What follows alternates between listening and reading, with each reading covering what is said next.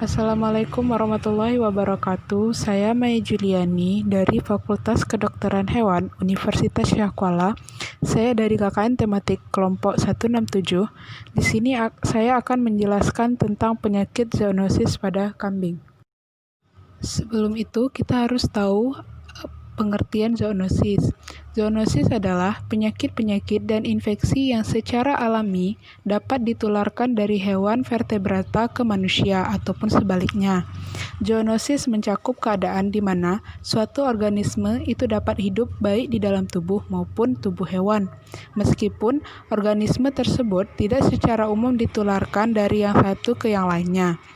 Zoonosis juga berlaku bagi suatu organisme penyebab penyakit yang hidup pada suatu lingkungan seperti tanah, dan baik manusia ataupun hewan mengalami infeksi akibat kontak dengan tanah yang menjadi sumber infeksi tersebut. Klasifikasi zoonosis. Zoonosis diklasifikasikan menjadi dua, yaitu berdasarkan jenis inang reservoir penyebab infeksi dan zoonosis berdasarkan siklus hidup organisme penyebab infeksi. Jika berdasarkan jenis inang reservoir penyebab infeksi itu ada 3, yaitu anthropozoonosis, zoanthroponosis, dan amphisecnosis. Kemudian untuk berdasarkan siklus hidup organisme penyebab infeksi itu ada zoonosis langsung, siklozoonosis, metazoonosis, dan saprozoonosis. Di sini saya akan menjelaskan tentang penyakit zoonosis pada kambing. Di sini saya hanya membahas 3 penyakit. Yang pertama itu ada brucellosis. Brucellosis yaitu penyakit bakterial pada hewan yang disebabkan oleh genus Brucella dan bersifat zoonosis. Spesies yang umum menyerang kambing adalah Brucella melitensi, yang merupakan spesies yang sangat ganas pada manusia dan merupakan zoonosis paling serius di seluruh dunia. Penularan dari penyakit brucellosis ini adalah Brucella masuk ke dalam tubuh hewan melalui mulut, saluran reproduksi, oronasal, mukosa konjungtiva, dan luka terbuka. Hewan yang mengalami keguguran itu dapat mengeluarkan Brucella dalam jumlah yang cukup banyak dalam membran fetus, cairan reproduksi, urin, dan feses yang dapat mencemari rumput dan air minum sehingga menyebabkan penularan antar hewan. Gejala klinis brucellosis ini dapat kita lihat dari jika hewan jantan itu akan menderita epididymitis dan orkitis yang sangat mempengaruhi dari fertilitasnya. Jika pada hewan betina, itu akan menyebabkan aborsi pada kebuntingan umur 4 bulan dan juga ditemukannya plasentitis serta kematian perinatal. Penanganan penyakit. Pencegahannya itu dapat dilakukan dengan menggunakan vaksin Brucella melitensi strain Rev1. Pengendalian yang dapat kita lakukan yaitu mengatasi penyakit ini adalah memeriksa pejantan pada saat memasuki masa kawin dan mengaktifkan pejantan yang memiliki kelainan pada alat reproduksinya. Penggunaan chlortetracycline dan streptomycin secara bersamaan dapat menyembuhkan penyakit ini. Penularan pada manusia itu dapat terjadi dengan mengkonsumsi susu dan daging asal hewan yang mengandung Brucella. Penularan paling banyak melalui konsumsi susu dan produk olahan yang tidak dipasteurisasi sempurna, karena Brucella dapat bertahan hingga beberapa bulan di susu dan produk olahan lainnya. Gejala klinis pada manusia yang dapat dilihat yaitu demam, merasa kedinginan, dan berkeringat pada malam hari, kelemahan dan kelelahan tubuh, sakit kepala, nyeri sendi, terkadang didiagnosa malaria atau influenza, batuk dan pneumonitis, dan dapat menyebabkan abortus pada kehamilan trimester pertama dan kedua. Ini merupakan gejala-gejala klinis yang terlihat jika terkena dari Brucella. Untuk penanganan penyakitnya pada manusia, yaitu pencegahan brusellosis pada manusia, itu dapat dilakukan dengan penanggulangan dan kontrol penyakit pada hewan sebagai hospes, yaitu dengan mengurangi kontak dengan hewan, memakai alat pelindung diri jika kontak dengan hewan, dan memasak secara benar susu segar yang akan diminum. Pengobatan brusellosis pada manusia itu dapat diberikan antibiotik seperti tetrasiklin, doksisiklin, streptomycin, dan rifampicin selama 6 bulan. Penyakit kedua itu ada fasciolosis. Fasciolosis merupakan penyakit yang disebabkan oleh cacing Fasciola sp. Fasciolosis biasanya terjadi pada daerah pedesaan, di mana dengan sistem perkandangan yang masih tradisional.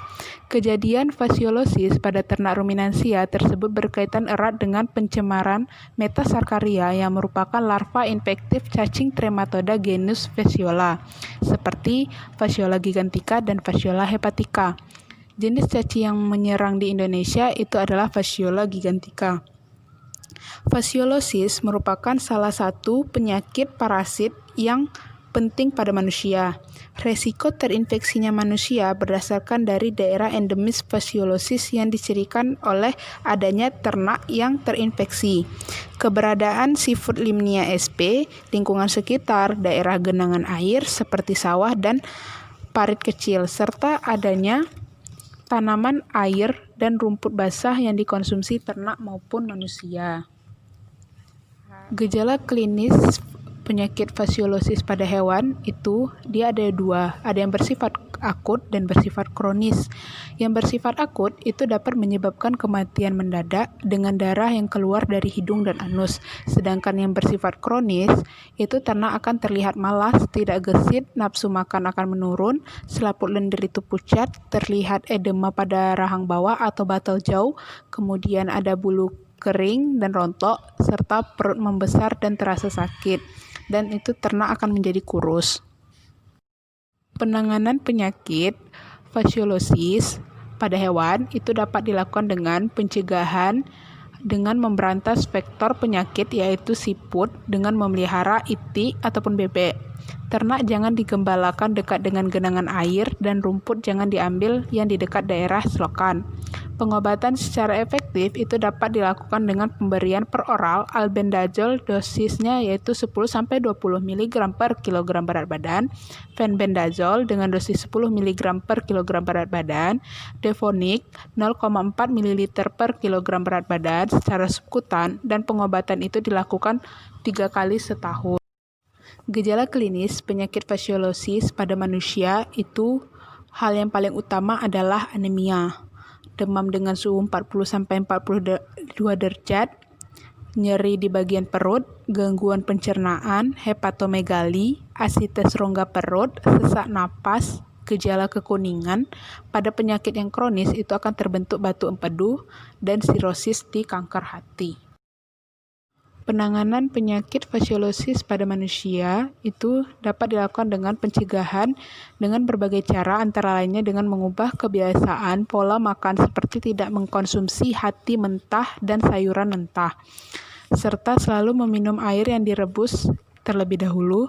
Pengobatan itu dapat dilakukan dengan pemberian antihelmintik seperti bitionol, hexaklorparasilol, niklofol, metronidazol, dan triclabendazol. Penyakit ketiga itu ada antraks. Penyebab penyakit antraks adalah Bacillus anthracus dan hanya merupakan penyakit hewan menyusui. Bacillus anthracus merupakan bakteri berbentuk batang yang ujung-ujungnya itu persegi dengan sudut-sudut yang tampak jelas, tersusun dari berderetnya sehingga tampak seperti ruas-ruas. Gejala klinis yang terlihat dari penyakit antrak pada hewan itu seperti sulit membuang kotoran, sehingga kelama-lamaan itu akan menjadi diare. Kotoran bercampur air dan terkadang darah keluar dari mulut, lubang hidung, dan vulva. Tanda utamanya yaitu mendadak seperti demam tinggi, kesulitan bernafas, hewan sempoyongan, serta sangat lemah dan kematian terjadi secara cepat. Penanganan penyakit antraks pada hewan dapat dilakukan dengan Bangkai yang diduga menderita antraks itu harus dibakar ataupun dikubur dengan gamping. Pencegahan itu dapat dilakukan dengan vaksinasi serum antraks terhadap hewan sehat. Vaksinasi dengan vaksin spora atau Maxstrain dengan dosis 1 cc itu dilakukan setiap 6 bulan sekali. Bila hewan yang sudah terjangkit, maka harus diisolasi dan diobati dengan antibiotik seperti leokomisin, tendokosel, streptimisin, oksitetrasiklin, dan penisilin. Gejala klinis penyakit antraks pada manusia itu ada 3. Antraks kulit itu akan terlihat benjolan kulit dan terasa gatal. Benjolan ini akan sering muncul di daerah wajah, leher, dan lengan. Jika antraks pernapasan akan terlihat flu, demam, nyeri menelan, nyeri otot, kelelahan. Sedangkan antraks pencernaan itu akan terlihat gejala mual, muntah, tenggorokan sakit, kesulitan menelan, nafsu makan menurun, dan sakit kepala. Penanganan penyakit antraks pada manusia yaitu dapat dilakukan dengan pencegahan, yaitu memastikan daging telah dimasak hingga matang sebelum dimakan, menjalani vaksinasi antraks, dan menghindari interaksi dengan hewan yang terinfeksi penyakit antraks.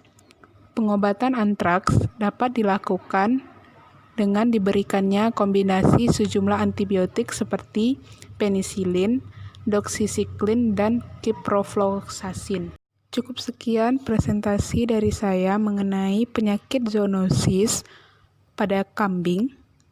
Semoga bermanfaat dan bisa diaplikasikan bagi teman-teman yang memiliki hewan ternak kambing. Saya akhiri. Assalamualaikum warahmatullahi wabarakatuh.